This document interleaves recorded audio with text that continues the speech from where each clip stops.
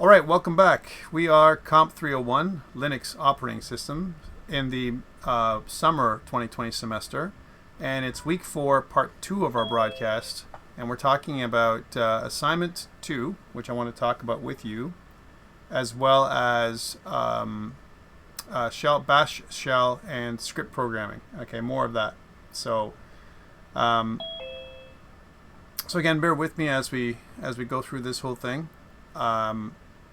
Some of it is straightforward, other parts of it are not, and just like we said last time, if I'm going to switch to it, we're kind of ahead of ourselves a little bit, because if you remember that bash scripting is supposed to happen starting next week, I'm kind of hitting it with you this week and next week, so a couple of weeks as opposed to just 1 week. And the reason why is I think it's just too tight for you to have your assignment to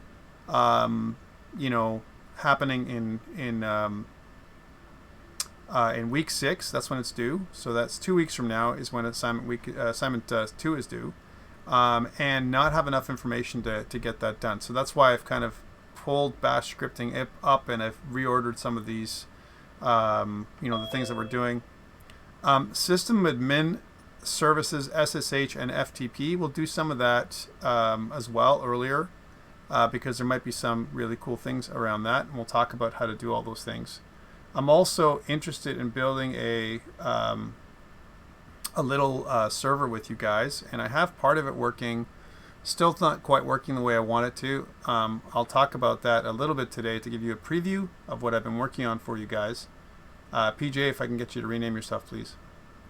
And then we should be on our way, to having everything you need and then some for for usability in some of your courses. Also, what I'd like to do during week 6, if we have time, or maybe starting next week, I also want, as extra, I want to also give you guys the ability to create a VM offline. So right now we've got a VM that's physically on our machines, but there's other options for this, right? So we'll talk about it starting next week. There is an outfit out of Toronto called Digitalocean that I really like a lot. It's the cost is low. It's $5 a month for a droplet, and we'll talk about how to use that and how to set up maybe a server up online and how to access it and all that stuff. And so why is this good? Again, maybe next week or the week after. I don't know how that's going to work out for us depending on the time frame. It's really good because what ends up happening for us is, we have our little servers or little workstations that we have, on our machine. Some of our machines are slow, really slow, and some of our machines are much faster. And so doing some of the commands I've asked you to do, you can be kind of hamstrung in terms of being able to do things if your machine is slow. And also, and realistically, you probably won't be running a Linux server or workstation on your machine, for the most part. Most of you will run Windows. Some of you may run a Mac, that kind of thing. But most of you, there's a good use case for you accessing a server online. For example, if you want to set up a web server online with DigitalOcean, there's a good use case for that. So I'm going to show you that. There's other ones out there too. Microsoft Azure, Amazon Web Services also gives you access. Google Platform. There's another course. There's a whole course dedicated to kind of cloud computing and kind of a web API course that I think you guys are slated to take at some point in the near future. So that's pretty cool. So some of the stuff you're learning here can apply to that, right, when it comes to accessing the cloud platform. But I think it's really important for you guys to know how to do that as early as possible. As we move towards Python in the second half of semester, and again, this course is kind of schizophrenic that way, that we have half the course Linux and the other half the course Python. There might be an occasion where we access, kind of an online server instead of our local machine by doing some Python commands. So we'll see how that goes, all right? So that's why I want to kind of talk about, kind of our structure a little bit here again. One of the things I want to talk about today as well, I have released assignment 2, so let's take a look at that briefly right now before we move on to any of the other stuff we're going to be talking about today. So I'm just going to minimize this and bring up assignment 2 for you. And when it comes to assignment 2, it's slightly different than what we did for assignment 1. So here's what it looks like. You can find assignment 2 up on eCentennial. So if you look at eCentennial here, here's week 4, right? And by the way, I'm already broadcasting, so if you need to look at it live, you can go here and watch it live. Not a big problem. Okay. But what I'm going to be doing is the assignment 2 has already been like kind of up and available for you guys to access, and you can go there and take a look at the PDF with me if you find that that's easier to do as opposed to you watching me. So that's something I want to go through with you. Also, quiz 3, I know some people have attempted it. Remember that quiz 3 is due tomorrow night at midnight. I recognize the fact that some of it I have to manually mark because of short answers or things like other things like, for example, fill in the blank sometimes doesn't really register properly. So don't worry about it. Like I've done with quiz 2, I'm going to do things with quiz 3 as we move forward in the semester. We'll do them week after week, right? So that's what's happening right now, and we're looking at the PDF document for PowerPoint 4A. All right. So let's take a look at assignment 2 really briefly. Again, out of 100 marks, working alone. Again, it's not a group assignment. You will explore the basics of Bash scripting, create a slide deck, record your observations in a short video, and blah blah blah. Like the same thing that we did kind of last time, except it's slightly differently. The weighting is a little different than last time. So 60 marks this time for your scripts. I told you that this would change, and 40 marks for your slide deck and demo video combined. Still pretty heavy duty. If you don't do your demo video and your slide deck, I mean, there's a good chance you're not going to do well anyway. And it's important because some of this, what it does, you know, is it kind of goes through, you know, you want to kind of highlight each of these things. I'm still working on your assignment 1 marking, which is some of it's really good. I have found some assignment 1s not so good, partly because the YouTube videos, the demo videos you submitted, some of them are hard to hear again, right? So if I can't hear you, you're going to lose some marks in the demo video. I'm not going to release all the marks until I'm ready, so just bear with me as I'm going through the marking process. It does take longer. I recognize that because I've asked you to make a video up to 10 minutes, and some of you submitted videos that are 15, 20 minutes long. So, you know, if I was a mean guy, I would just stop at 10 minutes, right? Not think about the rest. Whatever you did up to 10 minutes, that's what I would get. I would give you a mark for. However, there are ways of making this a little faster, speeding it up, and so on. And so I'm trying my best to, you know, keep within the time frame for everyone. But please, when I ask you to do up to 10 minutes, stay within the mark. Don't go beyond 10 minutes if possible. Because what it does for me is it creates another headache because it takes long for me to go through. And that's just watching the video, never mind actually going through everything and making sure you've done everything by, you know, with the rubric I've given you. So that's the marking scheme. So again, the assignment 2 is as the follows. So you write a few scripts. So write a script name, blah, blah, blah. Write a bash script name, blah, blah, blah. And you keep doing that the whole time. So a bunch of different scripts. Notice the script names are Q1A, Q1B, Q1C. That's how they should appear in your video. And they do things like, so here's the first one. So write a script name Q1A.sh, and then that would accept 2 strings from the console and would display a message stating whether the accepted strings are equal to each other. Okay, so you're doing a comparison, right? That's worth 10 marks. So these are, you know, 10 marks each kind of thing. Write a bash script named Q1B.sh that takes a list of files in the current directory and copies them into a subdirectory named My Copies. It's a pretty simple one.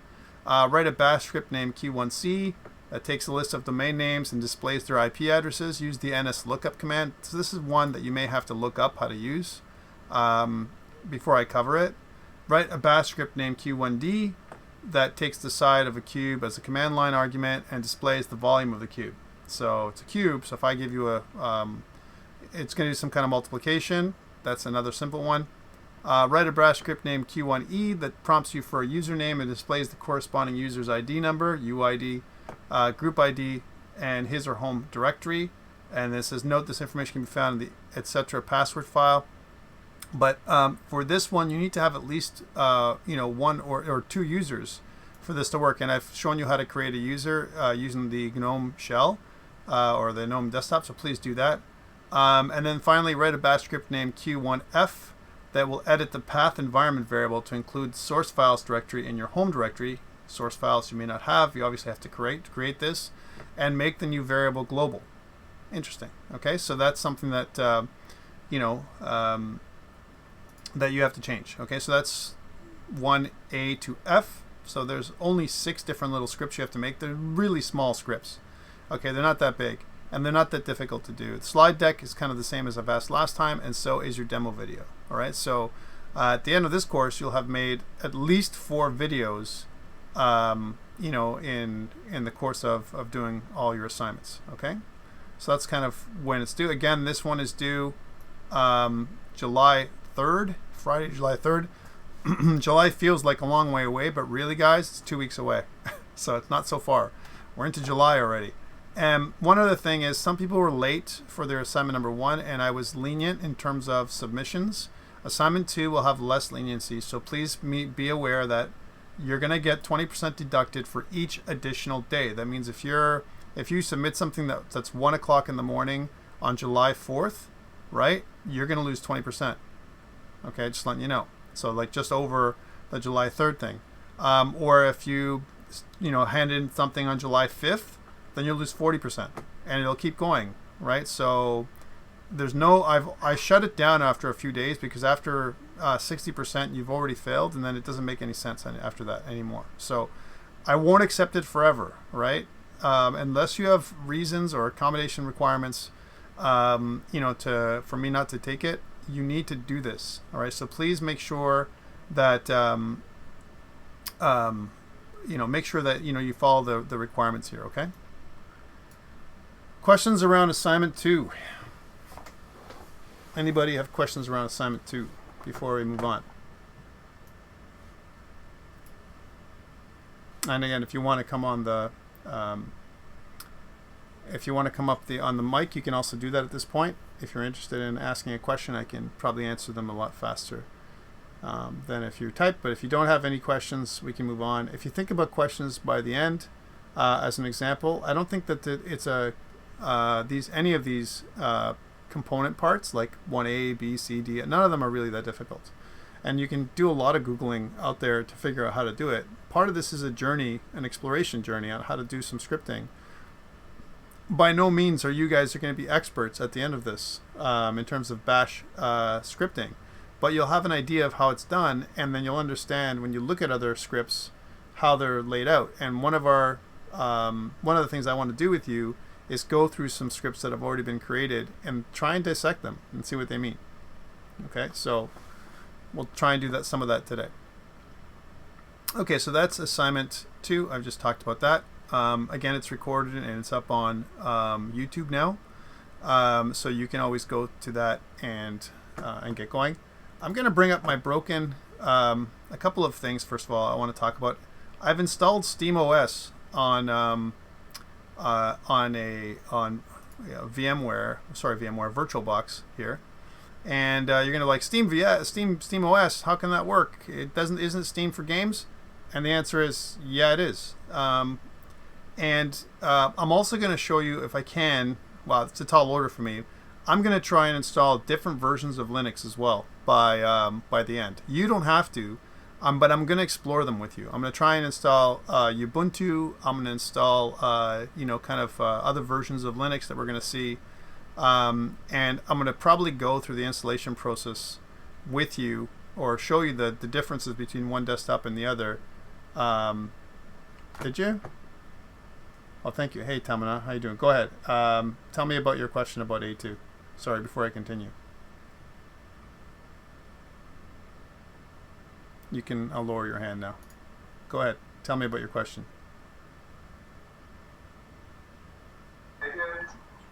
So can you hear me? I can. It's really loud on your part. Maybe you want to type it in. Hello? Yeah, I can hear you barely.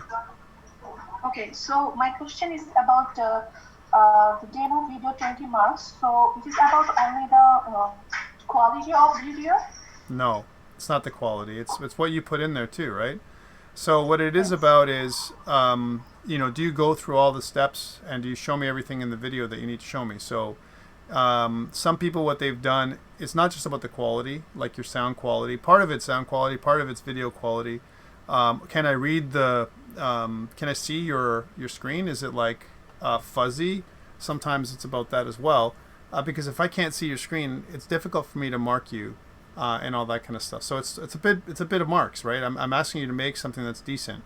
But that's a good question for me because when I've gone through assignment 1, some of the video quality is bad. And I'm talking about not, I don't need it to be professional. No one's asking you to make a professional video, right?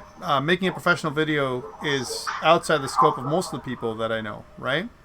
It's just going through and putting all the parts that I'm asking for in there. If you do that and I can hear you and I can see the parts, you're going to be okay.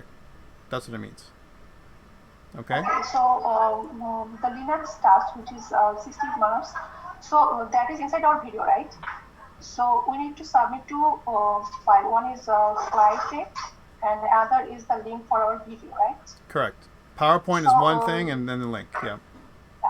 So the 60 and 64 Linux tasks and demo video 20. So this 80 is the video, right? 80 with the video, 20 more for your PowerPoint. So that's 100. Okay. Okay? Okay. If you have more questions, let's talk about this after class. Okay, if you have time. Okay. Thank you so much. All right. Let's continue. Anyone else have any questions about 8.2 before we move on? Yeah, so I was saying, so some of the challenge that we're going to have is, this is a Linux operating system, of course, and I wanted to install different operating systems here to show you that you can do lots of different ones. So here's SteamOS. I wanted just to show you what that looks like. So if you're interested, if you're a gamer and you want to ever install SteamOS, there is a process on how to do it online. I don't have time to show you that, and it's kind of off topic, but notice it's using Debian Linux as opposed to using, here, let's drag this on here for a second, as opposed to using the other version of Linux. So here we go. This is SteamOS. And believe it or not, even with our video card the way we have it, we can always play games right through Steam. And it actually allows you to stream from your machine, your host machine, to the Steam machine. So why would I want to do this? Well, you can run SteamOS, as an example, on many little machines. Like, for example, if I want to run this on another little Windows machine, you can see that there's obviously bottlenecks here for some of the video that's happening. But you can see that I can actually look at my library for Steam, and under my library I can play different games. Like, for example, Civilization. I can't play it physically on the Steam machine, but I can actually stream it from my host machine to this machine, which is kind of cool. But I can play other games like FTL, so you can see that was played, or Counter-Strike. Some of that is actually playable and downloadable right in the Steam machine. So again, like I talked about before, what you can do is you can actually arrange your your VMs to play whatever whatever kind of virtual machine you want with different operating systems. Here's a problem. My Fedora Linux aborted last time I was using it, and some people had this problem last time as well, where they were trying to do something and then all of a sudden, VirtualBox crashed, right? And sometimes they get this little symbol that says aborted, right? It says session locked. So if I click start, right, what this is going to do is going to go through and try and fix things. Sometimes it can work, and like I mentioned before, sometimes it'll break, right? So it's always good to have a backup, right? Now, most of the time it will work, okay? So that's the good news. On the bad news, whatever you were doing when this broke, it's gone. So remember, it's a virtual machine, and it crashed, right? So it's not something that you can get back. So please keep that in mind as well. So here it looks like we're booting up okay, which is a good thing. Okay, so, and again, you should have the same or similar experience right now.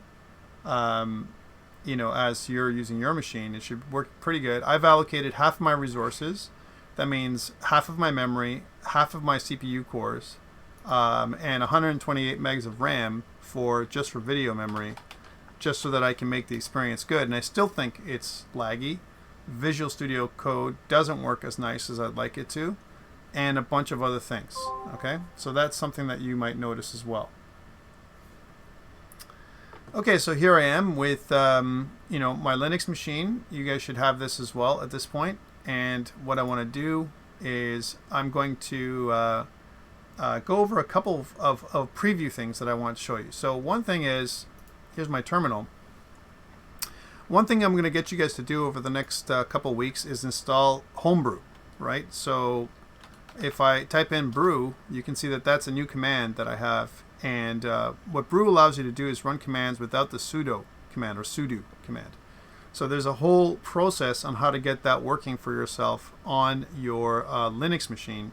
And if you have a Mac, this is actually really easy to do. And I think Homebrew is a really great package manager in addition to DNF or apt-get or any of those other things that we want to use. Right, so let's take a look of the stuff that how it would look. I'm just going to bring up another example. So if I want to download Homebrew, and if you type in Homebrew Linux, right, then you can install Homebrew on Linux. So this is another link I'm going to give you guys up on eCentennial. So here on eCentennial, I'm just going to make a new link. So Homebrew for Linux, right? And I'll say optional download. I'm not going to make you do it, but I think it's something it's a good resource to have. It gives you additional commands, as we'll see, that things that you can do with Homebrew that you can't do just out of the box with Linux commands. You can still do them, but I'm just going to bring this over here for now. You can still do some of the commands, but what you want to do is avoid using sudo, right? Because sometimes it's a pain in the ass. For example, if you're using Node.js and you have to do sudo every single time, that's kind of a real pain, right? And it talks about how to install Homebrew and then how that works. So you can literally do brew install.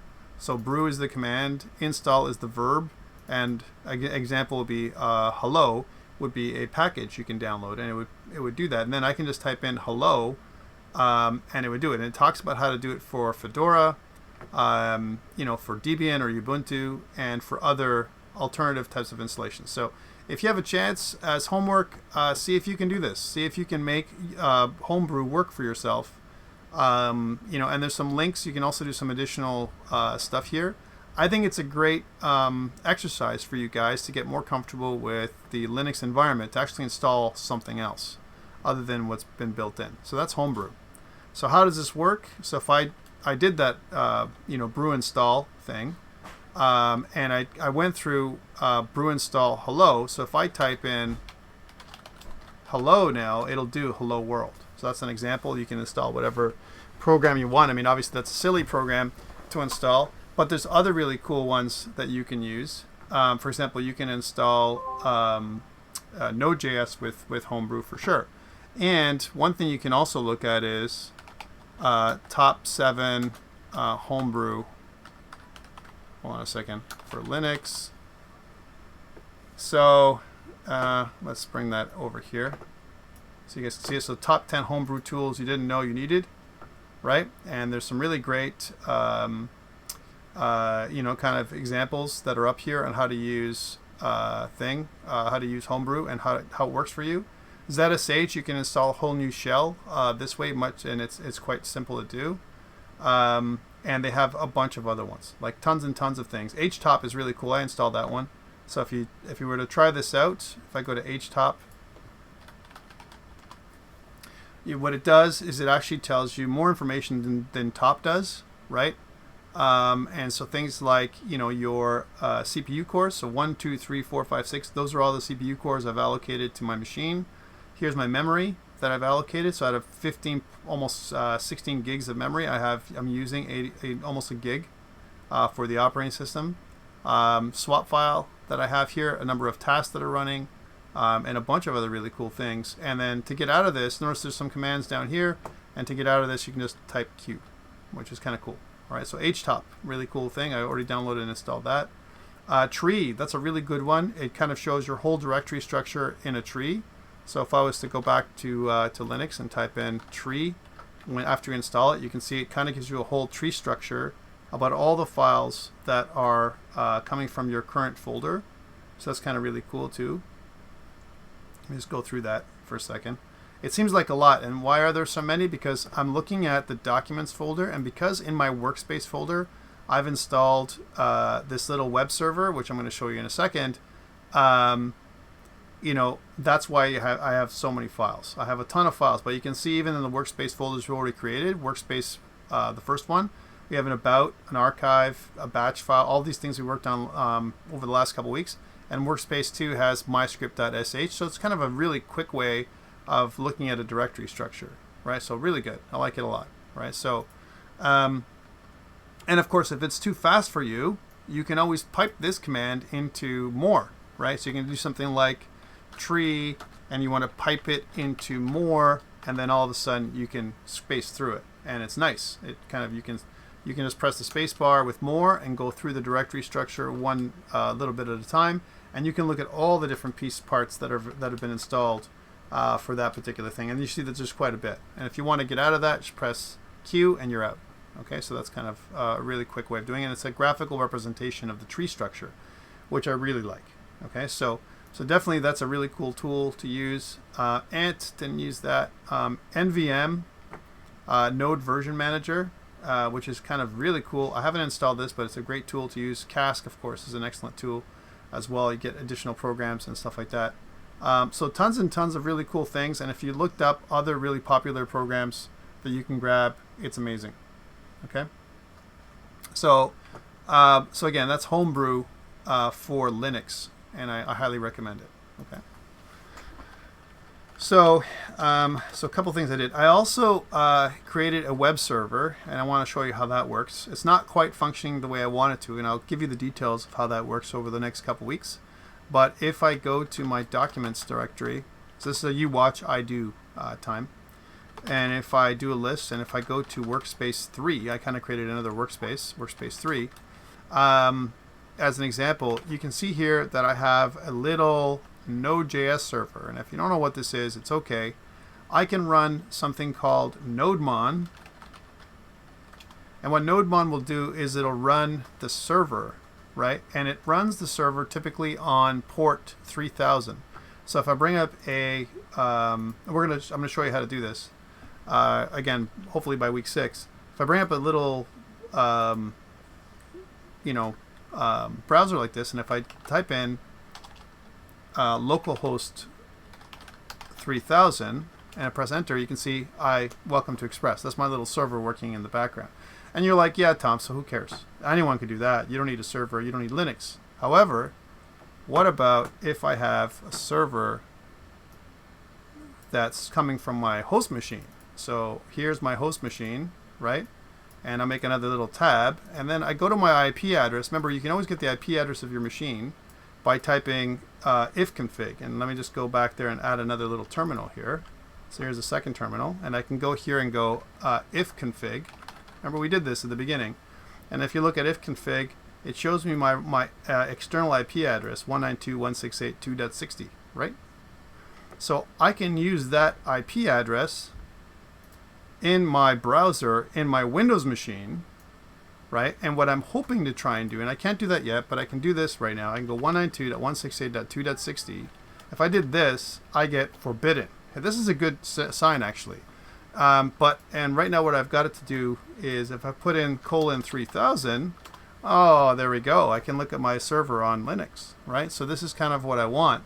But I want to get there by using something called an Nginx reverse proxy, which we're going to do. I just haven't been able to make it work properly right now for various reasons.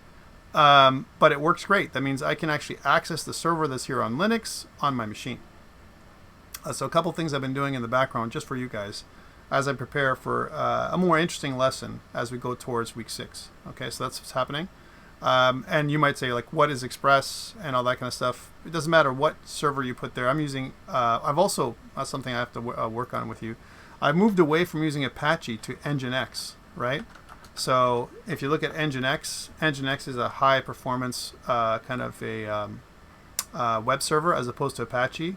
It runs websites great. It will run an index.html page, but it also runs, kind of Node.js websites really well. And I've installed it here, right? So inside of my Linux machine. And I'll talk about how to install that, how to shut down Apache, how to restart the server, all that kind of stuff. You can start and restart the server right through your command line. All right, so that's something I've been working on, just to showing you this stuff. Okay, and I'm going to shut the server down, Control C. So that's kind of my little web server. The other thing that we can do, and we kind of did this before, so this is my local machine, my host machine, right? And what you can do with a host machine is actually run a command prompt like we've shown you before. Remember last time, what we can do is I can ping this machine, right, from my host machine. So I can do like a ping command 192.168.2.60, and I'll get a response.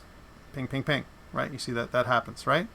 Well, the great thing about this is if you're running PowerShell, you can also do an SSH command. So I can do SSH 192.168.2.60, and you might be able to do this with your machine even now if you try it.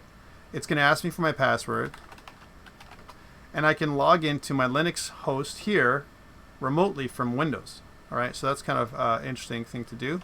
And I can do the commands just like I'm in a Linux machine. In fact, I have all access to everything in my Linux machine. Take a look, right? So you can see I got my workspace 3. This is all in Windows I'm doing this, right? Workspace 3, right? And I can even kick off my server. So I can do something like nodemon here, right? So even though the server is running here, right, I can kick it off from here. And that means that in my GNOME desktop, I can still do kind of a localhost 3000 now. And it'll still run. I'm not running it here. This is just a terminal window into my server. My server is being controlled. I'm just getting output here. Okay, so that's kind of neat. I'm also going to create an FTP server for you guys, so that way you understand how to make an FTP server, how to use it, how to connect to it remotely with your web services and so on. So you know how to upload to an FTP server, how to download from it. Let's stop the server here. So if I do Control C to stop, right? And if I try and refresh, you can see now it's not gonna work, right? This is in Linux, right? This is the Linux side. But on the Windows side, I can control whether it's on or not. And what I can do all the Linux commands that administer my Linux server right from Windows. Okay, so if I click exit or log out, let's just take exit. Exit will close my connection to Linux, and I'm back on the Windows side again. So kind of really cool, right? So those are the kind of things that Nautilus is the UI command. Nautilus is our file manager. That's what it is. All right. So thank you for that question. So that is something that I've been working on for you guys, and I'm gonna kind of go through the command list on how to do all that stuff properly. It can take hours to troubleshoot if you don't know what you're doing. But the great thing about that is there's a ton of resources online, and that I really invite you to try and do some of those installations on your own. When you have time, try and install Ubuntu Linux. Try and install Debian Linux. Try and install, CentOS or the other ones, right?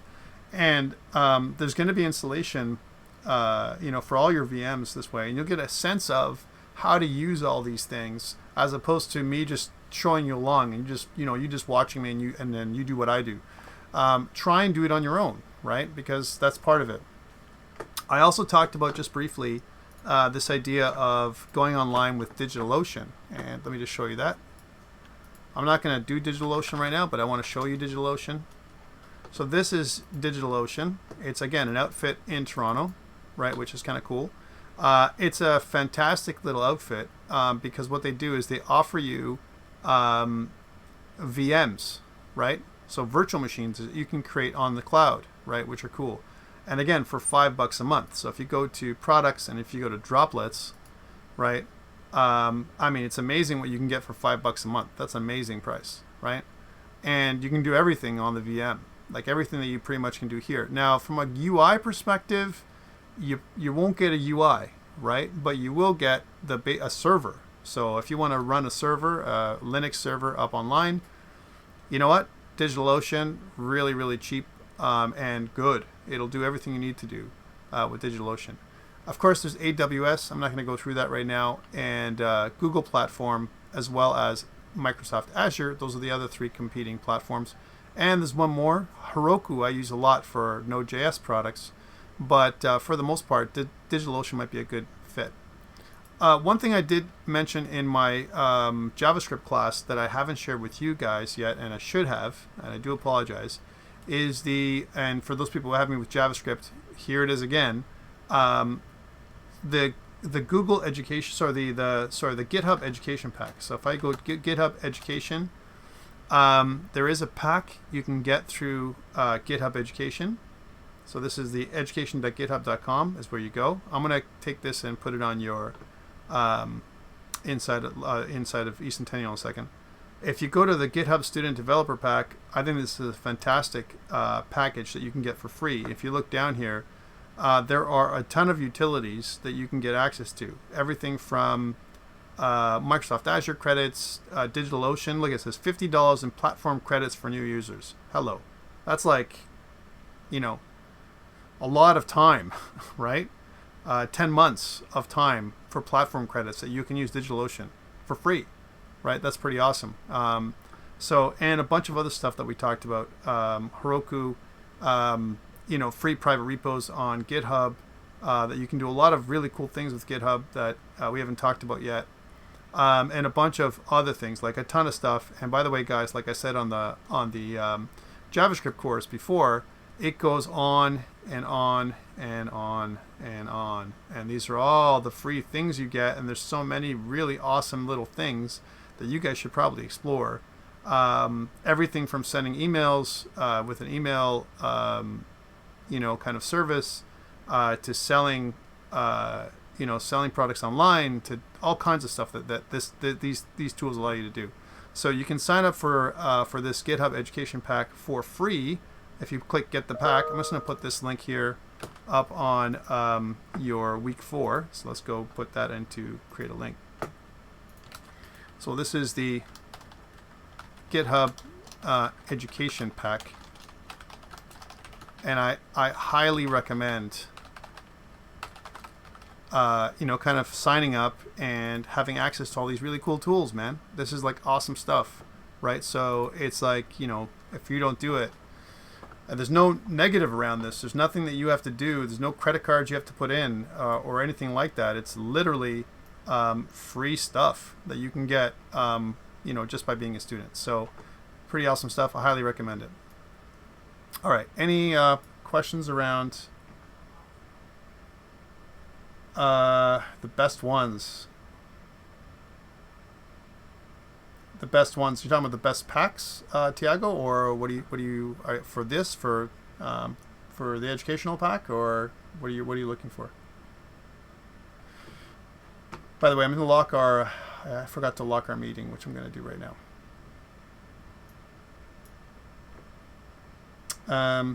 A list of desirable features that we should search on. Apps, programs, etc. Yeah, we can do that together. Maybe if you want to stick around, I can go through what you're looking for. GIMP, ZBrush, yeah, for sure. I can tell you about that. Yeah. Are you talking about for free tools for Linux or in general? Because there's tons of Linux. Yeah, there's tons of really cool tools that I would recommend. Actually, I don't like GIMP as much as Krita. If you're going to use an online tool to draw with, then Krita is the way to go. I think it's a great tool. It replaces most of the functionality that is included with Photoshop. This is very similar to Photoshop, and if you're an artist and you want to use a Linux-based operating system for drawing, remember Adobe tools are not available for you. You can use Krita, which is pretty cool. And as a replacement to most of what Illustrator can do, you can use something called Inkscape, right? Which is pretty close to what you would need to do everything. Again, both tools are available online. GIMP is okay, but I find there's a bit of a learning curve with GIMP compared to the other two. And I think these two tools, Krita and Inkscape, are really awesome. And if you're using a native, only a native Linux program, you can't do this with VM. But of course, Blender would be my favorite tool, right? So Blender is an amazing tool that's for free, that gives you kind of the ability for you to create 3D software. That's amazing. Like, so example, if I want to do 3D stuff with Blender, I'm just gonna bring up Blender right now and show you what it looks like. Literally, you can do whatever you like to do. This is me working with Blender right now. Where you can create all kinds of amazing things with Blender if you're interested in any kind of stuff to do with artists. Again, you can do whatever you want to do, right? So I can deform tools in Blender and create 3D shapes, by just literally, there's amazing tutorials online as well, where if I want to, as an example, build an object in 3D, even 3D print it, I think that there's amazing abilities for you to move around and do stuff with Blender. So Blender is awesome, if you haven't had a chance to. Okay, so that's an amazing tool, and you can use Blender for anything you want in terms of it's compatible. You can export it, FBX files that are compatible with Unity and Unreal and any other project you want to use. Again, also available on Linux, but you have to use the metal. You can't use it in a VM because it requires 3D support. Okay, so that's some of those. We'll go through more of that another time. Let's just log back in there and hit the main things I want to talk about today. Okay, but thanks for that question.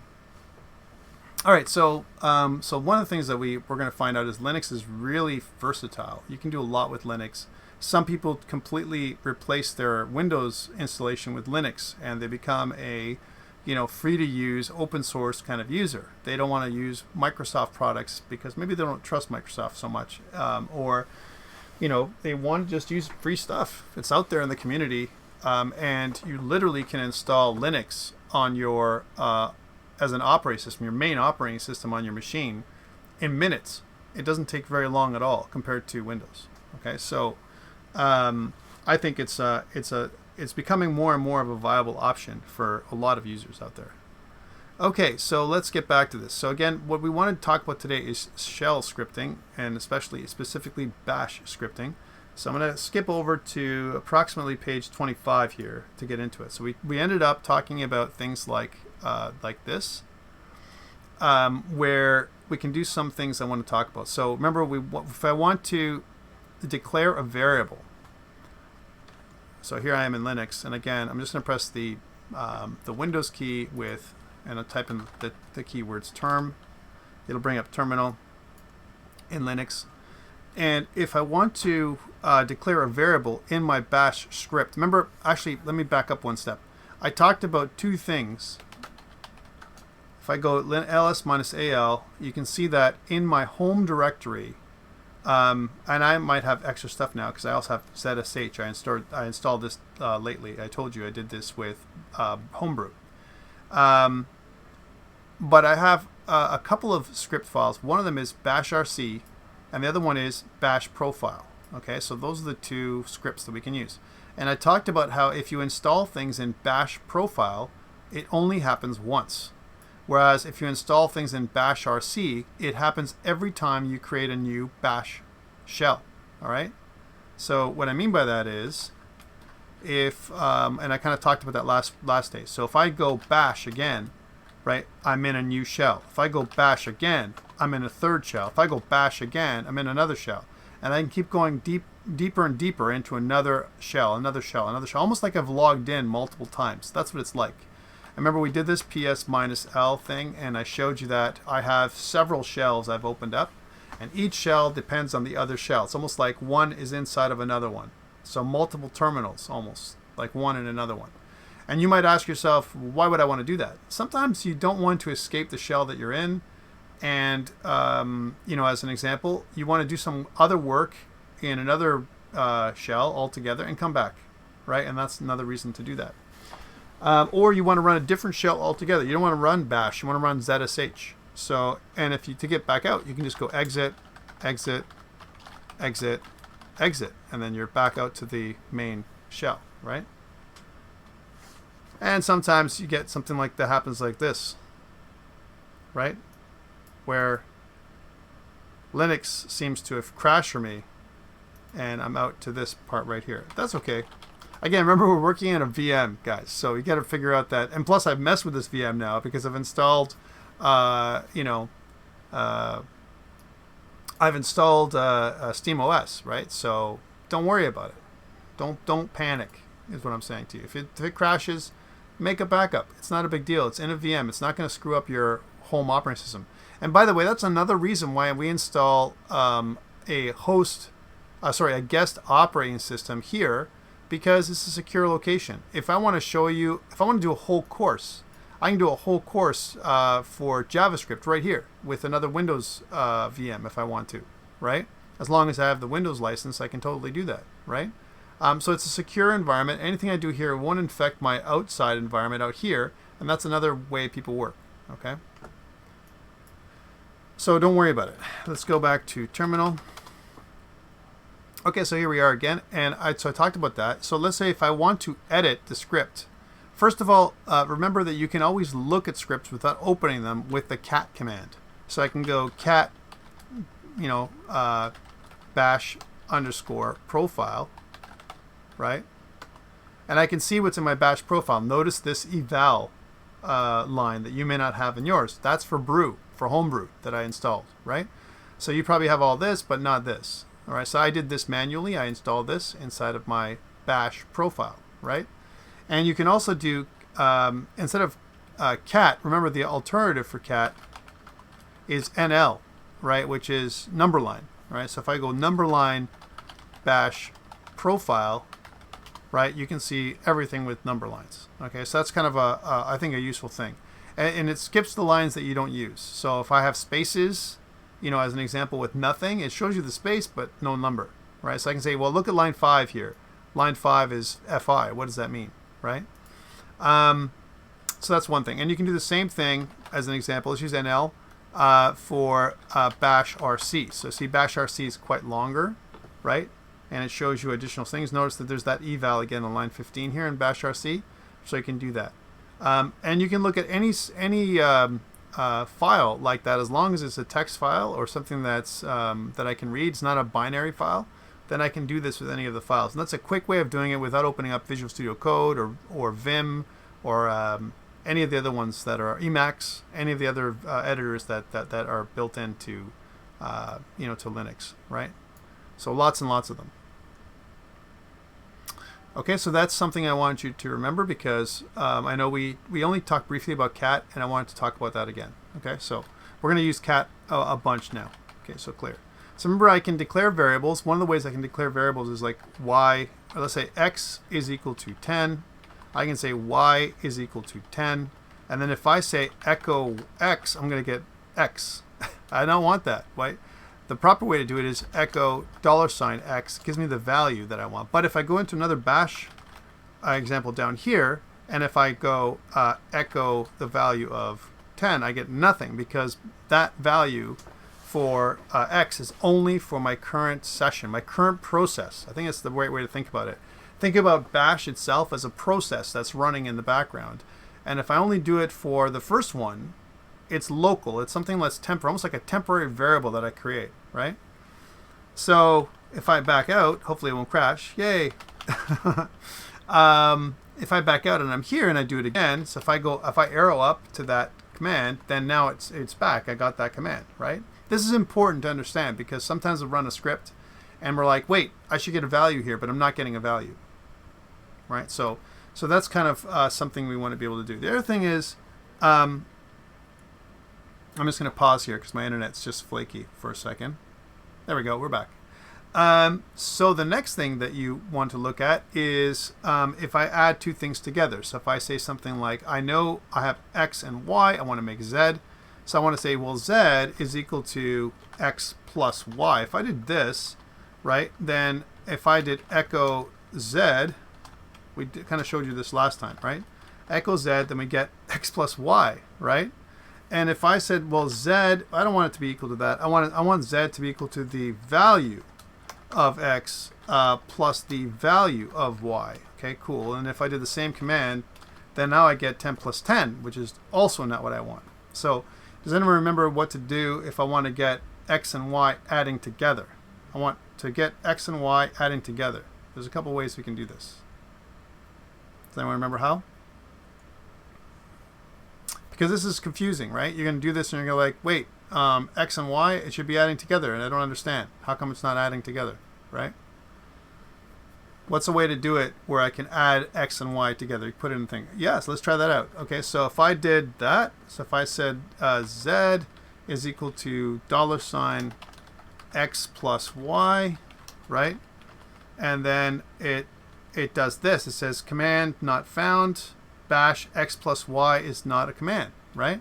So that's interesting that you thought about that. $ is actually a command. If you put $ in front of parentheses, it'll actually run. There we go. Let is the one we want. So let z, that's equal to x plus y. If we did this, then we're going to get, if I go up again, and if I want to find the value of z now, I can get 20, right? So let is a really cool word for that, where I want that to happen. Okay, so I'm just pointing this out because people have confusion about this. But it's interesting you said $x plus y. There's a lot of things you can do with $, right? How about another one? If I did z is equal to double parentheses x plus y. So double parentheses. What do I get if I did this? I would get an error. It says syntax error near expected token, right? I opened up 2 and I'm getting this back, right?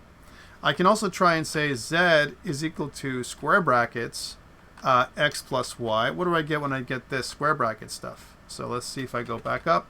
And if I say I want to get echo z, I get this, x plus y. But what if I try z is equal to square brackets $x plus $y? What do you expect you're going to get back? Exactly what you think you're going to get back. This, 10 plus 10, right? It doesn't do it unless I put a let in front. Okay, so that's something that we can think about. And if I want the value of z or x and y to persist from one bash to the other, right, then what is the command that I would use to make it persist? So again, let's make it so that I go and do the let. I'm just going to go back up here and let z is equal to x plus y. And I want, if I go to another bash, I want another process. I still want x and y and z to persist. What do I need to do to make that happen? Does anyone remember how to do that from last day? Otherwise, it'll be gone. Export, that's the way to do it. So, right, so I can say export, again, z, export, x, export, y, right? These are all things that I can do, right? And then if I go to bash, right, and I open up a new bash session, a new process, and if I say, okay, give me the value of z again, then we should get 20, right? So that is exactly what's happening. It's going to carry forward into the next bash and the next bash. How about if I go one more bash further, if I go another level deeper, and if I did the same command, right? Will it remember the value of 10? It will, which is kind of cool. So that's something that we want to do. We want to export. That export keyword is definitely something we want to keep in mind. Okay? Let's exit a couple of times, but not killing our session. So here we've covered most of this. One other thing that we can do, and notice that you see these characters here. These characters here are backtick characters. Backtick characters. And backtick characters are interesting, as well as the $ that we talked about before, the $ parentheses method, right? If I say something like, I want to make an alias, right? Here's the command, alias, new command. I want to make an alias for my command, and my alias is going to be, I want to LA for list all, right? By the way, before you do that, check to see if that command exists. Does LA command exist? No. I want to make a list all command. Instead of me doing ls minus a, right, or ls minus al, right, I want to do one command to do all that for me every single time. Because let's say I use it a lot, right?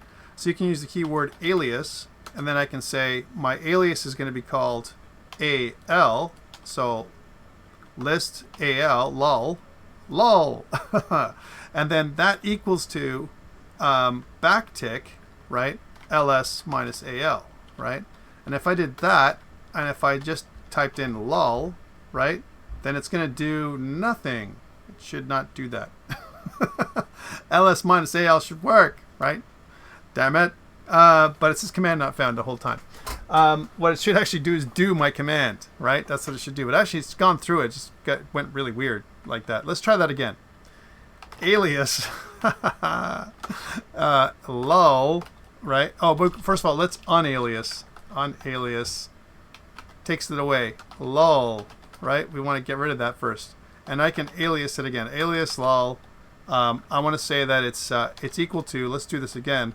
Lol is equal to, no brace, no things, $, ls minus al, right? Let's try that again. And if I did lol again, you're going to get the same thing. Command not found, command not found. But it's doing what I've asked, right? It's kind of going through and going through all the things. It's just, there's another problem we have to talk about after. But let's say I wanted to make an alias for, so let's unalias lol. And if I want to make an alias for where lol, let's try a smaller one, or la is equal to, again, let's put it in quotations this time. Quotation is, ls minus a as an example. Let's see how that works. And if I do la, you can see that works with the quotation marks, right? I'll talk about the difference between this in a second.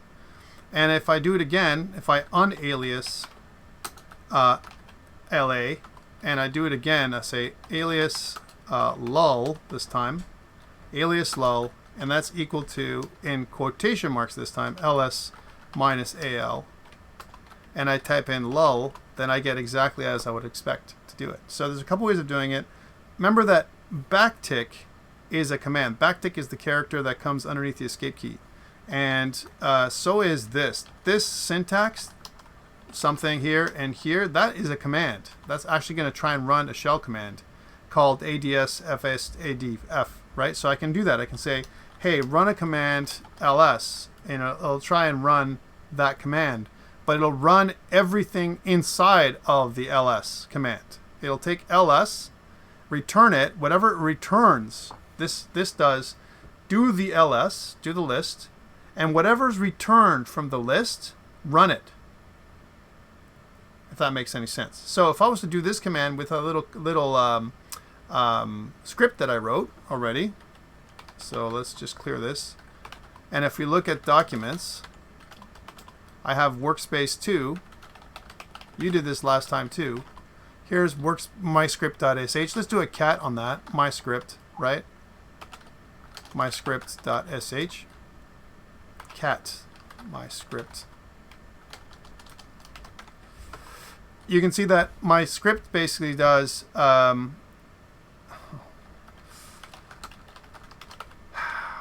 be okay. Is this, right? So it's, remember we start off a script with shebang. This is a shebang, and then /bin bash. We want to make the this, all scripts should start with this. It tells you where bash is.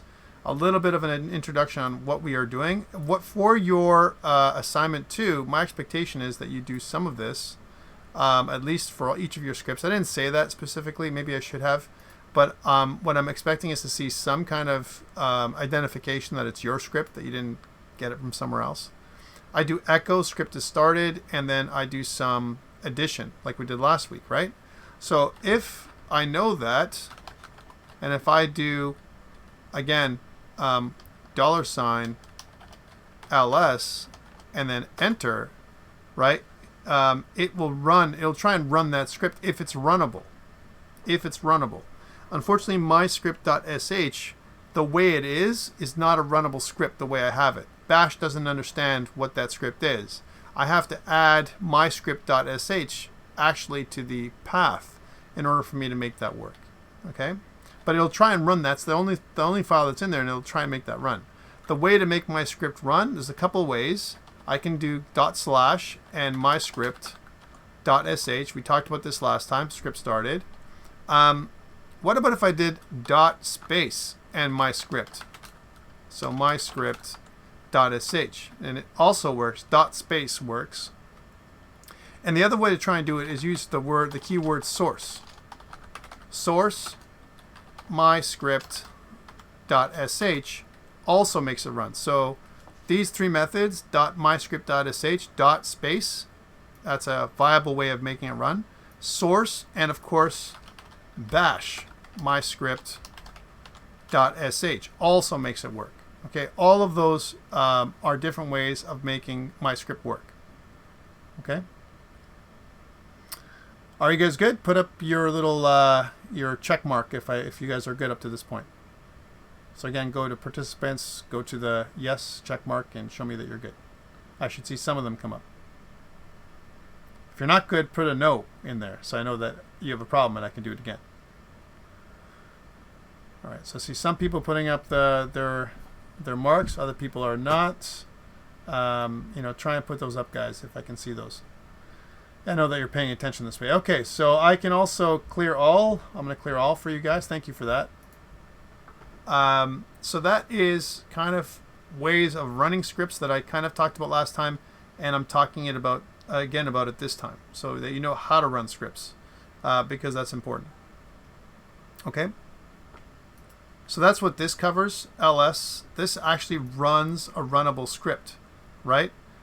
If your script isn't runnable by bash, it won't run if it doesn't know what this is, okay? The other thing is if you add a space, we also talked about this last time as a review. I said if I do something like I want to echo something, if I say echo, 5 and then 3, it's going to echo 5 and 3. It's going to take, echo takes every command you give it, all right? How about if I use the read command? What does read do? So I'll say, if I say read hello, right, then it actually reads in the value, read hello. So if I said something like, okay, x is equal to, actually let's use another variable, a is equal to read hello, right? Okay, that's interesting. It says hello because hello is a command that it understands. It will actually type the word hello. So if I go, let's find the value of a, so echo $a, there's nothing because I didn't really assign anything. Let's try that again. A read, and let's say, for example, I want to read from a file. So I want to read, and it says, let's try that. A is equal to read, right? And if I type in a, it doesn't do anything, right? If I go echo $a, it says read, right? But if I want to activate read from working, I can say that a is equal to backtick read, right? Which is like, hey, make read work, okay? Now it's listening for an input. And if I do something like hello and I go enter, then if I go to a, echo $a, then I have, well, nothing, right? Even though it read anything, it really didn't go anywhere. Read worked, but it didn't do anything for me. We're going to talk about this in a second. How about if I say read, and I take in a couple of characters. I want to read, my first word, Tom, and my next word, Mike, right? Well, it kind of does. It's trying to do stuff that I'm asking it to do. It's listening for things, right? It's like definitely listening. So if I go, start telling out like Tom says hello, then what it should do is it's going to read in, which is interesting. It's going to read in Tom into Tom, says hello into Mike. So let's try and do that. Let's see if that works. If I go echo $Tom, echo $Mike, says hello, right? So that's how it really works. Let's try that again now, where instead of using a is equal to read, we'll use it properly. Read a, b, okay? A, b, and let's say c and d. A, b, c, d, right? So what this is going to do is going to take the first word I type and put it into A. The second word I type, putting it into B. The third word I type, put it into C. The fourth word I type and put it into D. A, B, C, D, okay? So let's try this out. So I'll say first, space, second, space, third, space, fourth, and then enter. And if I do that, and if I type the value echo A, there's first. Let's try echo D. Echo D, you can see that's fourth. So that did exactly what I wanted to do. So that's how you read from the console. I can read, and when I use the read command, it reads all those things in. So echo and read are kind of opposite of each other's, right? Echo prints stuff out. Read gets input from the command line, all right, or from wherever you want. Okay. Here's another way of doing it. What if I want to do a command to get a list? Kind of if I did ls command, right? Ls does this, right? myscript.sh, right? And I mean, think about what this will do, right? So if I want to read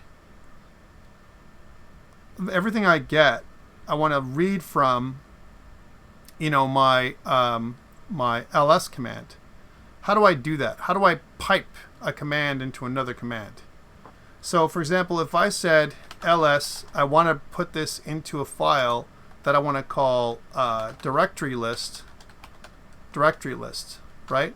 Then if I look at my files now, I have a file called directory list, and if I do a cat dir list, then you can see that I got my script and dir list, right?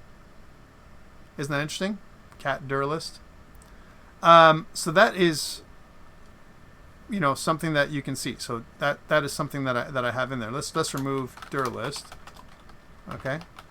So how do I pipe stuff though? So I want to pipe one command into another command. All right. So if I said I want to take ls, but I want to pipe this with a pipe. It's kind of a shift back. So the backslash looks like this, right? But if you go shift backslash, it creates a pipe character. So list pipe, and I'm going to pipe that into more, right? Well, we talked about this before. There's not enough to show me here, but if I do it list/etc, the etc folder, and I want to pipe this into more, then you can see that every time I press space, it'll show me, the entire list that I have here in by creating almost like a page list of commands, right? Okay, that's cool. So I can do list and then pipe. Okay, what if I do a list pipe and then read into A? Can I do that? So then, okay, that's cool. So then what would A be? Echo A. Well, then I'm going to get first. That kind of didn't work, right? I mean, I said list, pipe it into read, and then A. Okay, well, that's not really good. Well, what if I did it the other way around? What if I said read, but instead of, I want to have A, but I want to get that information, right, from the list command. Is that possible? And, well, that kind of didn't work either, right? So if I said, that's cool, read A, Tom, right? And then if I said echo A, Tom, right? So I want to be able to read stuff from a command. How about if I said read from a file? Read from a file, like for example, I want to read it from somewhere. Read A, and then from a file. This is to, this is from. So from a file that's called myscript.sh. Is that possible? And again, it seemed to work, but then if I go echo A, I get this. What happened? How come I only got this? What happened? Why didn't this work as expected? Can anyone tell me? So it worked, but it didn't quite work. First sentence, yeah. Remember the first thing it takes, and then I went to the next line and it stopped, right? So if this works like this, then I should be able to do the same thing. I should be able to say read A, right? And then I want to take it from ls. If I do read from A from ls, right? I mean, that's what I want to do, but I want to make it from a command. Can I not do $ls? And then if I did that, and if I said A, I get this. Didn't work, right? So it didn't quite work that way that I wanted it to, right? So reading from a command, like an input from a command, doesn't really work the way I want it to, okay? But I could create a file, read from the file, then remove the file. That I could do, right? It'd be more of a longer command, right? So I could do something like, I want to read from a file, or I want to do an ls minus al. I want to pipe the output into a temporary file called temp, right? And that I could do in one line. So here, if I go to cat temp, you can see that I get this information, right? So I could do this, right? So you can see that I have temp in there now, right? And then on the next line, I could attempt to read from the file. So I could say read a from the file called temp. And if I echo a now, I get what it says, total 12, right? It's interesting that this said total 16, right? And this is total 12. But I do get something back. I get something back that's very similar to what I did already in temp. Oh yeah, by the way, the reason why I did that is because temp, if I go cat temp, has total 12 at the top, right? Which is different than what it had before, because when I did my script was not included. If that makes any sense. Okay, so that's, you can definitely do that. That is 100% what you can do, right? So I can do that one, but I want to read more than one line, right? Whenever I want to do more than one line, then you can use a for loop, and it's usually in the form of for some variable name a, right, in a list, right, for a in temp, right, for a in temp, and then for every a in temp, for every line in temp, right, then I want to do something, right? So I can say for a in temp, and if I did that, it's like a for loop in C# or JavaScript. It's going to take me to the next line. Now I have to do the do line, right? So I'm going to put do. What do I want to do? And then inside the do, think about do as the first curly brace. And if I want to do something, I can put something like this, and I could say, I want to read, right, from the line. I want to read, right? And then I want to be done. All right, so that's what I want to do. So do, all that stuff. It reads from temp, and then it reads it into a, kind of thing. And that's what I want to do. Now notice how it stopped, right? And the reason why this didn't work is because I said in temp, right? So not in file temp, for a in file temp, right? And then it says bash syntax error near an unexpected token less than. Okay, so we're going to come back to this in a second, because temp is actually a file, right? So I want to kind of do a file. I want to read from a file as opposed to for everything that I want to do, for every file. For loops actually work quite interesting. So I also have a range that I can use, right? So I could do something like a while loop. While I can read from the file, read a from the file until I get to to a certain point. I could do that as well. So while loops, for loops, they all work properly. But instead of for a in temp, you can also specify a number range. So if I do a number range here, I can say 1 and then to 5. Actually, it's 1, 5. And if I press enter, right? So if I want to do a range of 1 to 5, right? For example, you can use the keyword sequence. And if I do sequence 1 to 5, right? Sequence, let's try this again. 1 to 5. I think I have to put them all in once. Sequence, let's try man sequence. Sorry, I forgot. Man sequence. Man sequence. It says first, last. Okay, so no square brackets. That's what I forgot. Okay, let's try this out again. All right, so sequence 1 through 5. Then I get a range of 1 to 5, almost like a range of numbers. Sequence from A to Z. Does it know that one? No. How about sequence with a curly braces? Curly braces A to Z. Does that work? No, but there's a way of doing curly braces and to get the numbers from A to Z or A to Z, right?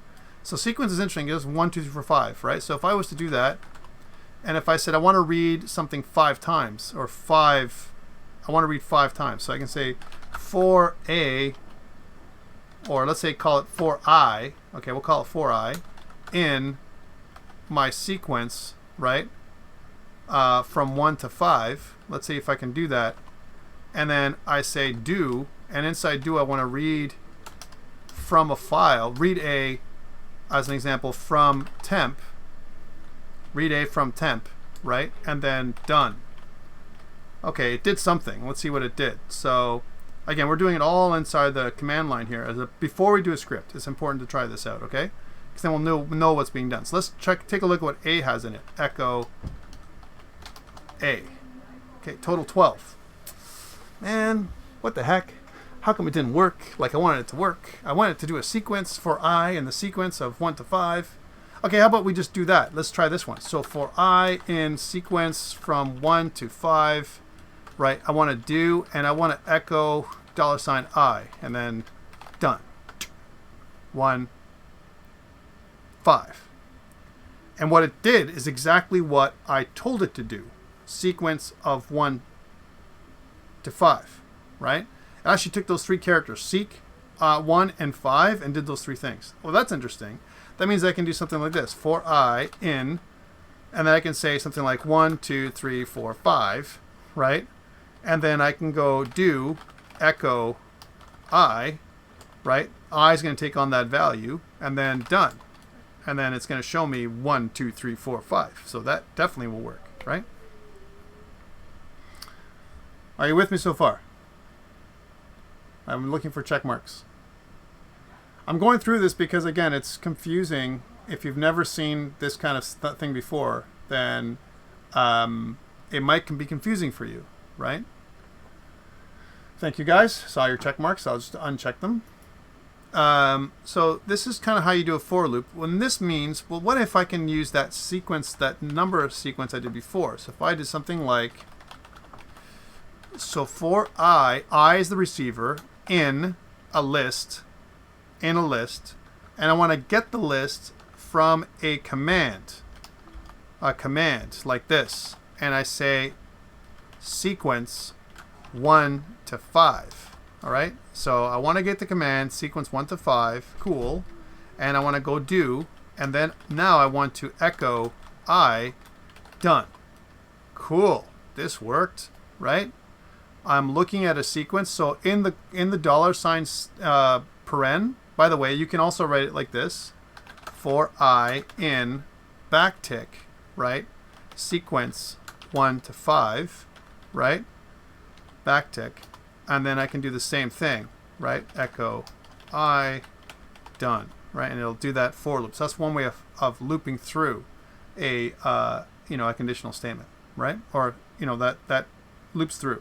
Okay, so for loops are like kind of the easiest one to do, and you can use either the $sign to specify or something else. Okay, what about that other thing that I did? So if I did like for I in, and I want to put kind of curly braces, A to Z, right, as an example, and then I want to say do echo I, and then done. And what does that do? It does A, B, C, D, all the way to Z. Right, so that's kind of cool. So it knows about that, right? So A to Z is actually a command. It kind of it's a range again of numbers, right? I can do the same thing with capital A to Z. Let's do a smaller sample. So for I in a range of A to E, let's say from A to E, do. And then do is like the first curly brace in the for loop, right? And then let's echo I, and then done. All right, so A, B, C, D, E, right? How about backwards? Does it do that? For I in a range from E to A, does it work? And then do echo I, done. It does backwards too. So that's pretty cool that I can do forward and backwards, right? Okay, so, and it actually does the commands that we want. Okay, so now what I wanted to do is I want to loop through each of the objects, right, inside of my inside of my my file. So remember, I have, if I do temp cat temp, you can see that I have stuff, and I want to do this. I want to get this part first, right? I want to get, this is the second word, so this is the first word, this is the second word, this is the third word, this is the fourth word, this is the fifth word, the sixth word, the seventh word, and the eighth word, and the ninth word. So there's 9 words here in each sentence. Okay, that's what I want you to think of this as. 9 words each sentence. How would I structure my for loop to get 9 words written in? Well, I know that I can use the read command, and I can go 1, 2, 3, 4, 5, 6, 7, 8, 9. Right, I can do that, right? So I can go A to I. I can do that, right? I can read A, B, C, D, F, G, H, I, all the way to I. So that's 9 words I'm reading in, right? 9 variables that I'm reading, right? And I can read each of the columns into this. I can read every single time, as long as I have something to read. I have an input. Could I not do something like this then? For I is going to be the stuff I'm getting in. For every I in, for every line, and by the way, is line a thing? Line is not a thing, just to make sure, right? For every line inside of my file, right? My file is when I want to read, right? I want to read my file. So let's take a look at of doing a for loop. So man for, no manual answer here for. That sucks. All right, let's take a look at for loop online just to make sure that I'm doing this right. And sometimes you need to do this, but that's okay. So man for, so we'll say bash script for loop. Okay. Sometimes you get on go up online. Here's some examples. I'm just gonna pick the first thing we get, and what I want to do, it gives us some examples. 1, 2, 3, 5, file. Okay, file. Look at that. File 1, file 2. That's all I have to do. Is that's how easy it was. Duh. And I was just overthinking it. So file 1. Okay, cool. So again, it's for line. We're gonna call it line in my file called temp, right? Then do. What do I want to do? I want to read A, B, C, D, E, F, G, H, I, right? And then what I want to do is I want to echo the $A and then $B, $C. Only those 3 things, all right? And then done. Okay, so what happened? How come it didn't work? I mean, I thought it was going to be good, but it didn't work. It didn't read anything. I had the idea of doing it for every line in temp, right? I want to read. Okay, cool. So let me try that again. Is there another way of doing this that is better? So let me do for line in temp, right? I want to do echo that line. Echo the line, right? And we'll do this line. Echo the line. Done. Temp. I'm getting angry. For line and temp. Temp is supposed to be the file. I did that right. That's what the website said. I thought I was overthinking it, but I wasn't. And if I did the same thing for line in temp, it's going to say I don't understand that syntax, right? That's what I was thinking it was going to do. But temp is a file. No, there's the file that I want to read from. So what am I doing wrong? Does anyone know what I'm doing wrong? Can anyone predict what I'm doing wrong?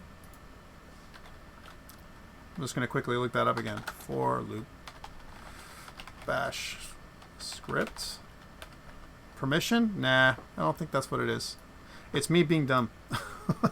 It's me overthinking it or underthinking it, right? And that's what it is. So while, while is kind of interesting. So while it looks like this too, while do done with some commands, while this test has to be passed, and what you can do is just like a while loop. So that is the same. So we have that, as an example, until whatever the loop is going to be going to. So that's good. For loops. For var in a list. So this part here is a list. This is perfectly what I was saying. And then some kind of command that I want to do, right? So here are, the names. I can have names, and for name in names. Names is a list. Then I keep going through, each of the names and echo them out. No problem. All done, right? And there's that number list. You can do a range with curly braces, or you can do a range the way I did it with A to Z. You can also do this funny range here, which is kind of interesting. HTML files, $, and so on. Oh, that makes me mad, right? See, I told you I was underthinking it. That means that chances are, maybe what we can do is we can read or get a value, right, from a file by the $. I'll be okay. I'm totally like silly when I did that kind of stuff, right? So the select is another way of doing it. Let's try that out. Let's pause this and try it again. So I'm going to say, I was kind of right. For line in $ temp, right? If that's a thing. I don't think that's a thing, but let's just say it is, right? I don't think this is going to work personally, but whatever. And then do echo. It's going to give me a blank, in my opinion. Echo line, and then done. Yeah, I thought so. So I want to get input from a file, and I'm being dumb right now, and I can't remember how to do it. So I'll eventually remember, I swear. But that's kind of what we want to do. So now, how do I put this in a script? Okay, so I want to get input from a file. I want to read it in. Let's do multiple lines instead of doing it all at once. I'm trying to do it at once here. How would I do that in a script? So here's my scripts. Let's make a new script. So I'll say new script. So touch new script .sh. Let's do this together, right? Touch new script.sh, right? And I want to edit it, so we'll use code for this. Code new script. All right, and we'll edit the script. And yes, if you're a command line person, you're like, why is he using code? He can be using VI. No, I don't like using VI because I'm a UI person like you guys. All right. So again, I want to do a shebang. So the shebang goes first. Bin bash, right? Which basically tells the interpreter where to look for bash, the bash command, right? Then some kind of identification. So maybe something like, the name of the script. So script, right? We can call this thing new script.sh. We can also say, kind of author, which is me. And then the date, at least you should. And I'm trying to keep it together, which is June 18th, 2020, right? And you can go purpose if you want to, or whatever you want, other things in there. But for me, what I'm going to do is just simply go to the next thing and start coding. So I want to use an ls command, and I want to pipe the ls command into a file. All right, so I want to say ls, right, minus al. Hey, you know what? We defined, let's make an alias. If I did this one time, by the way, the alias would always be there, right? If I said alias lull, right? Remember how we did this?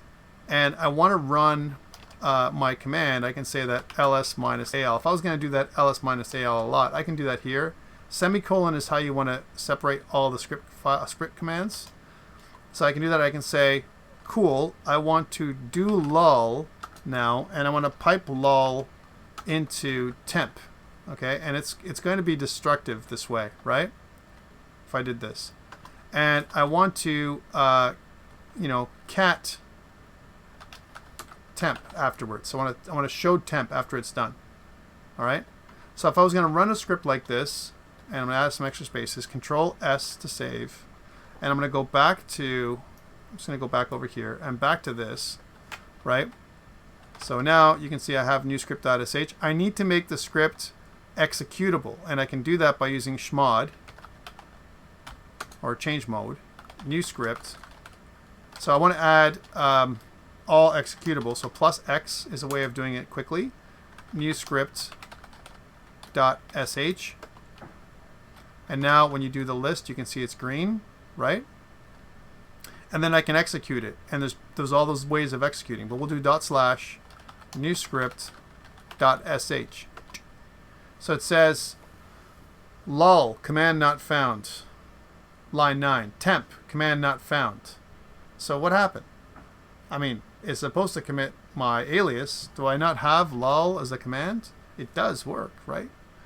But remember that lol, even though it's an alias that I did here, right?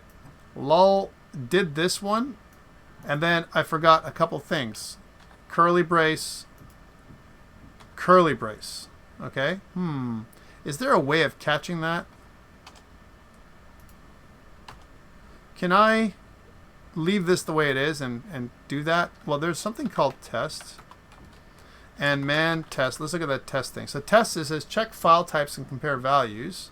I can test an expression, right? And there's also another one called eval, right? So man eval. What's eval do? It's a bash command, unless otherwise noted, each bulletin command documented to this section. So eval actually does something as well. Eval, all right? Checks to see if it's true or false. Test also does kind of the same thing, right? So let's look at that instead. So quit. So if I go test, and if I did the way it is right now, the script, so new script .sh, right? Nothing. It didn't give me anything, right? How about eval new script .sh? Does that do anything? And then it says new script .sh not found because bash doesn't know about it. That's what eval does compared to test. Test, it says, yeah, new script exists. That's what it checks to see if the script exists. But it doesn't actually validate my script, which is what I want. I would love for that to happen, right? But it doesn't do it. So here, what I've missed is these semicolons. So semicolon, semicolon. Okay, there we go. Semicolon, semicolon. Let's go back to that and try it again now. And let's see if I can run that script. Does it make any difference if I was to do it this way? New script.sh. And now it seems to work, right? It seems to work. But it does and it doesn't. Look what it says here. It says new script.sh, lol, the command not found. It says temp, command not found. And then total 12, but it actually did this part, right? Well, this part worked because it came from the previous version of temp. Okay, let's try it again. So this obviously doesn't work. So this alias stuff, really nice, but didn't work for me for the thing. What else could I do for this? Maybe if I could try and export lol, maybe that would work. Why would you think this might be a requirement of this? So I save that, go back here, and let's see if that would work. All right, so new script.sh now, and no, didn't work again. So you'd expect this to work because whenever I do a script is its own process. That's one thing to note, right? So you figure that if the script didn't work because of this, right, lol is equal to this, right? And this actually worked, and so did this. The problem was this, right? I piped it into something, piped it into a command, right? But that doesn't make any sense because it's expecting the command to be like this. Pipes it into more. If I said lol, you know, as an example, pipe into more. More is a command. Lol isn't, so that should fail. Let's see what happens. Let's try that again.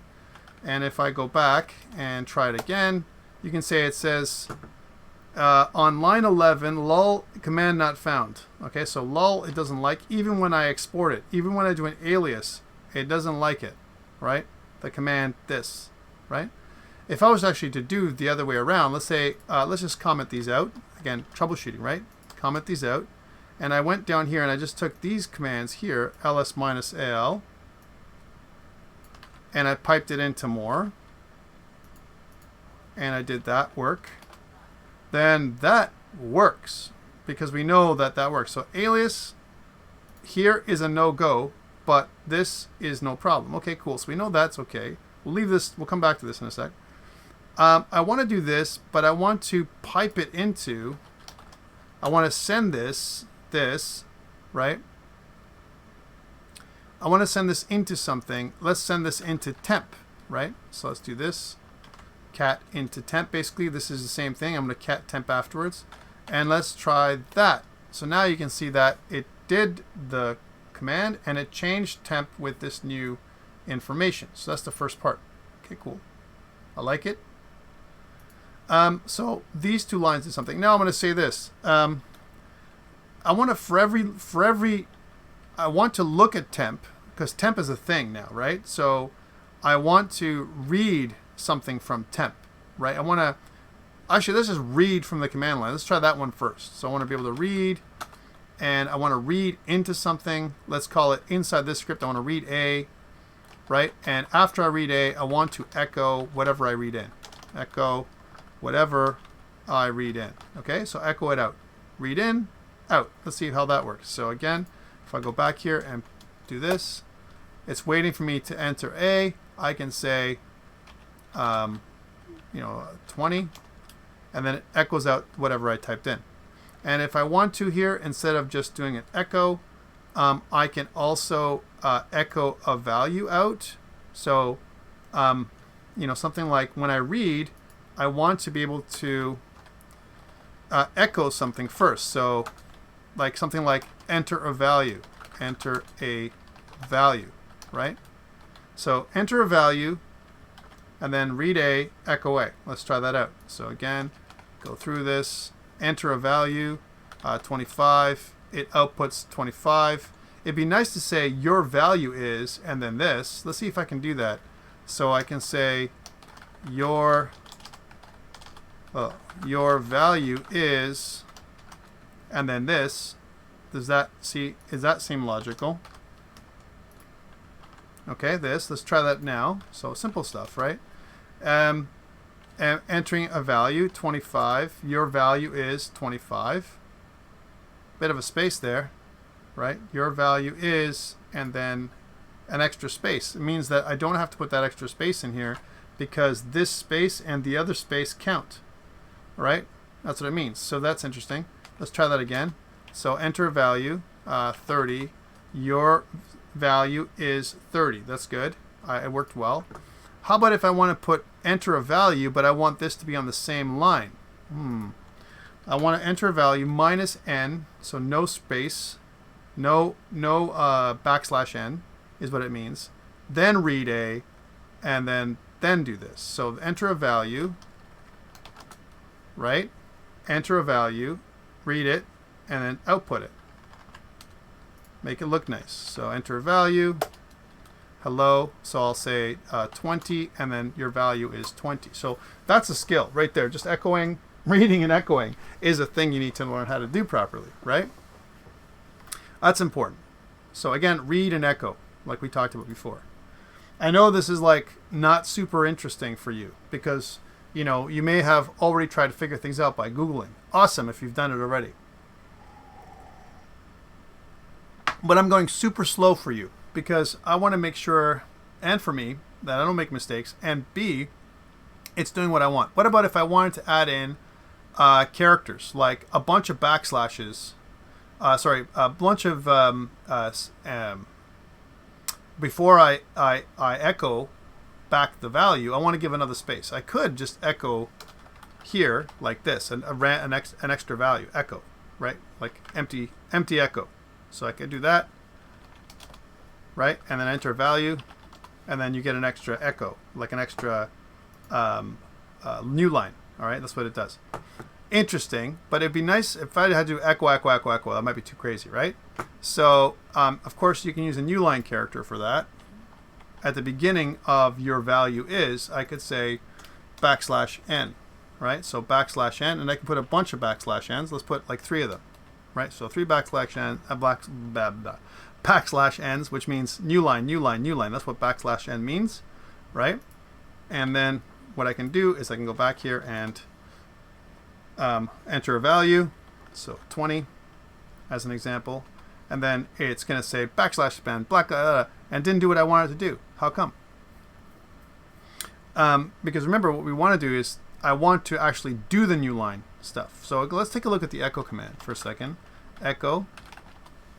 So minus n is do not output the trailing new line. -E is enable interpretation of backslash escapes. Oh man, I totally forgot to do -E.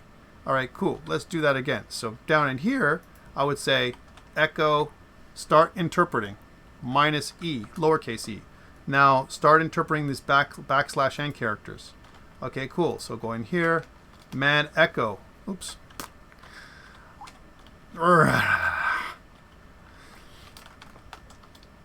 I'll be okay. 10. And then now you get all your new lines. Yay, cool. Wouldn't it be nice if I could get some new lines up here as well? So again, if I wanted some new lines between my cat and my echo, I could do that by just doing that by itself. So echo, a new echo command, and I could say something like -E and a bunch of new line characters. So let's say, I don't know, a couple of new line characters followed by a semicolon. Please remember to put the semicolons in or it'll error out.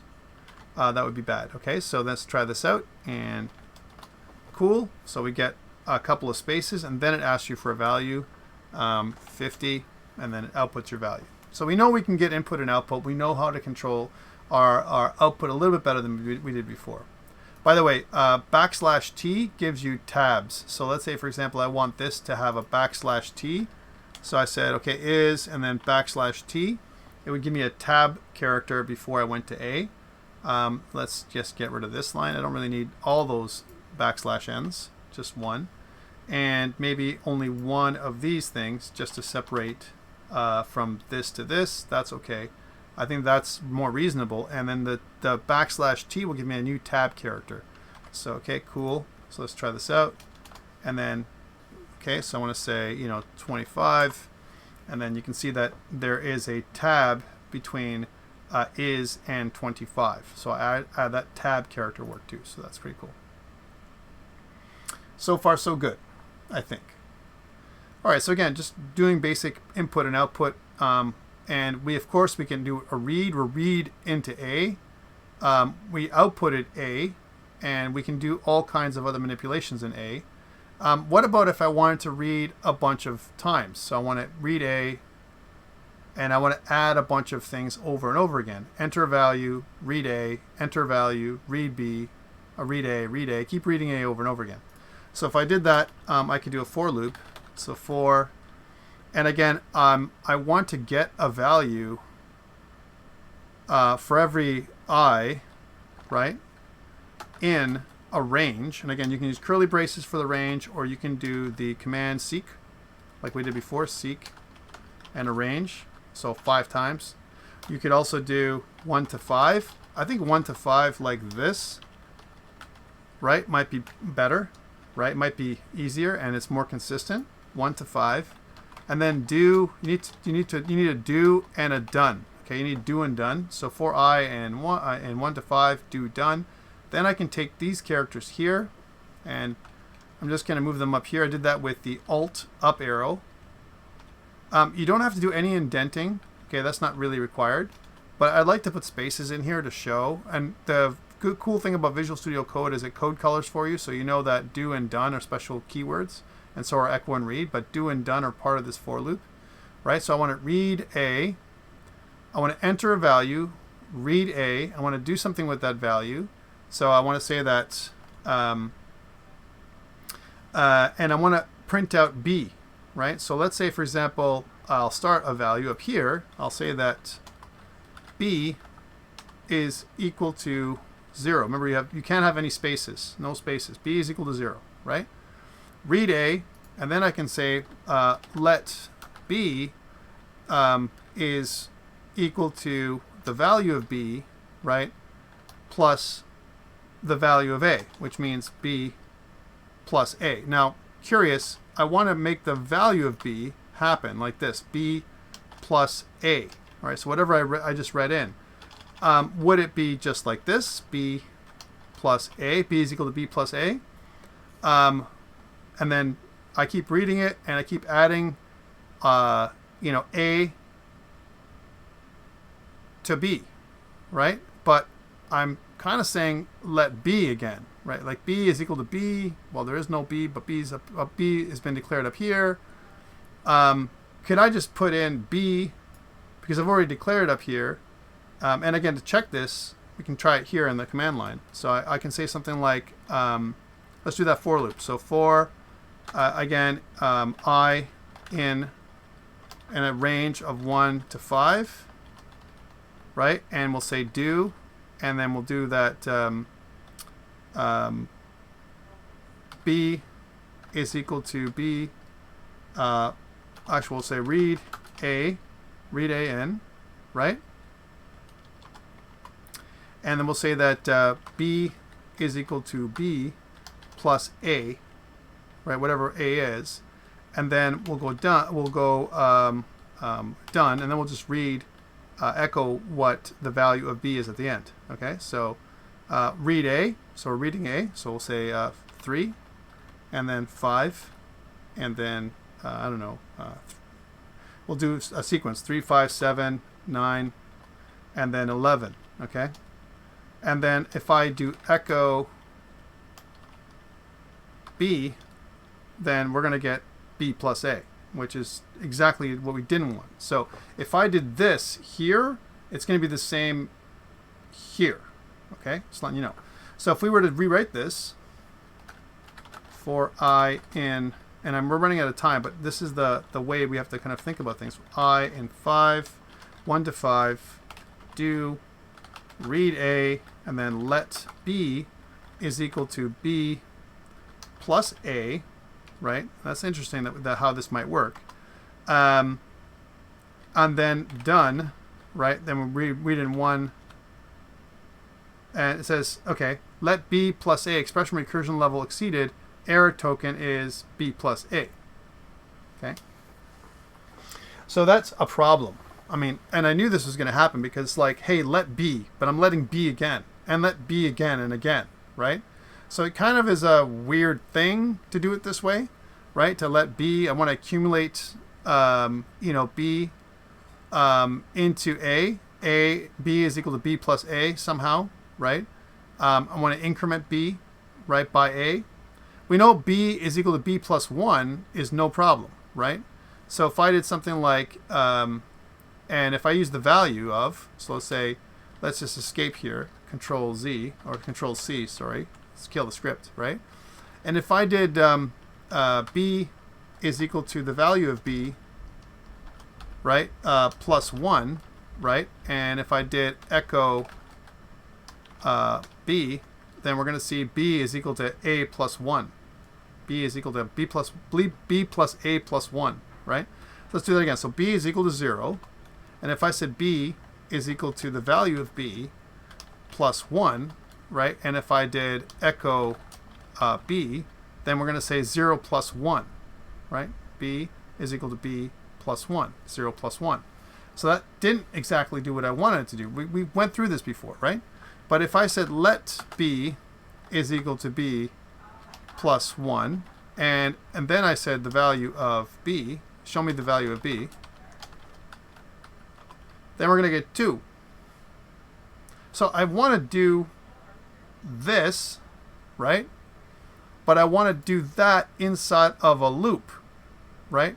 That's what I'm looking to do. I want to increment a value like this in a loop, right? I can't do this because I know that b is equal to 0, and if I go b is equal to b plus a and try and output something else, right, the value of b, I'm going to get some weird value, right? So your value is, and I'll say your value is b, which is what I want. I want the value of b, not the value of a. All right, so let's try this out and then see what happens if I did the script. And let's see if what you predict is going to happen. So if I go to new script.sh, enter my value. So I go 1, 3, 5, 7, 9. And my value is exactly what I expected, b plus a.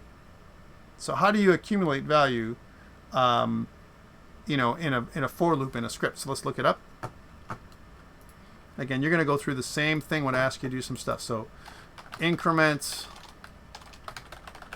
value in for loop bash script. Okay. All right. So increment or decrement of value. It shows us how to do that. I is equal to I plus 1 with brackets. So you see, let and in quotations, I is equal to I plus 1. This is interesting. So one of these two things is the same. And then here's a value, and I can do it in brackets or in quotes. I want to do this. I want to do these double brackets. I is equal to I plus 1, or B is equal to B plus A, kind of thing. Let's try that out and see if that works. So again, going back, I want to do the same thing. I want to do in brackets, so double brackets, like this, right? Okay, make sure that everything has curly braces, save, and then go back here and try it again. So we can say that 1, 3, 5, 7, 9, and now we get a value of 25, which is good. That's the way we would accumulate stuff, right? When we enter data.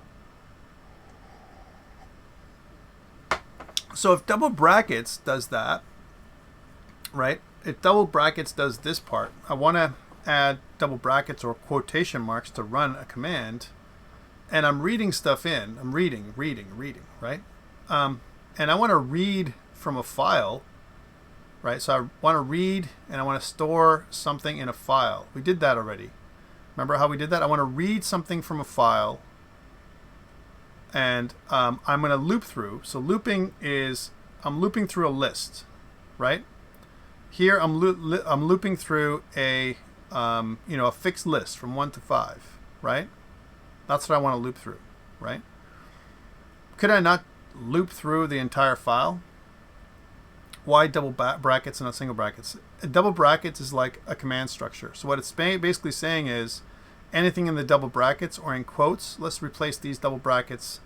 Let's try it here. So if I said the same thing for I in the range of 1 to 5, as an example, do, and I want to read A, right? And then what I want to say is in quotations, right?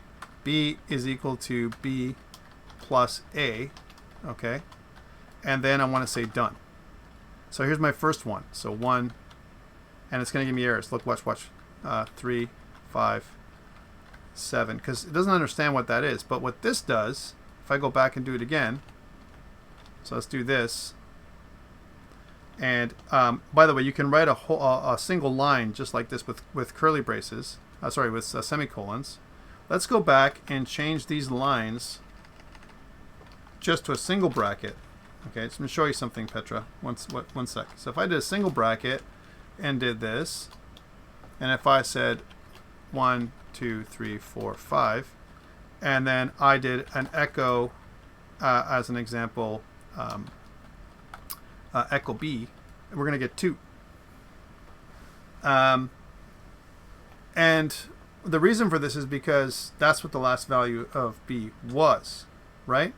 But if I go back and I go put these in brackets like this, what it does is it evaluates the inner expression as a copy, right? So it evaluates the inner expression and then places a copy in the outer brackets. The inner brackets evaluate, then the outer brackets evaluate. All right, that's how it kind of works. So if I did this, and if I did 1, 3, 5, 7, 9, now you're going to get, if I did echo B, right, you're going to get 27, 2 plus the original 25 that I just made. Okay? So the outer brackets, right, is where the new value is going to be stored, right? The inner brackets gets evaluated first, and the inner brackets is like me actually doing a command, right? That's how it works. Can you hear anything? Yeah? Did you guys not hear? Sorry about that. I'm not sure, Petra, why you're not getting it, but it's on the video anyway. You should be able to hear me. Okay, so that's kind of how things get evaluated. I've kind of run out of time, but I wanted to show you some simple scripting, and I wanted to kind of introduce the for loop a little bit today, and I wanted to be more successful with the read. I was hoping to read in a file, but that's okay. We'll do it next time. Not a big problem, right? Are you guys good with so far the stuff I've talked about?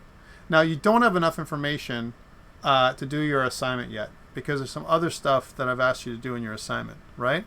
But I'm telling you right now, even with the things I've already talked about, you can still, you still have a chance, to start your assignment and get going on it. I bet with a little bit of effort, without me telling you what to do and just looking at the PowerPoint slides, you can still get your assignment completely done, mostly by next week. I bet, if you really put your mind to it. So it's up to you if you want to. You don't have to. If you want to wait and so we can go through everything together, it's totally cool. You can also do a draft before you hand it in and then go to it. It's truly up to you, right?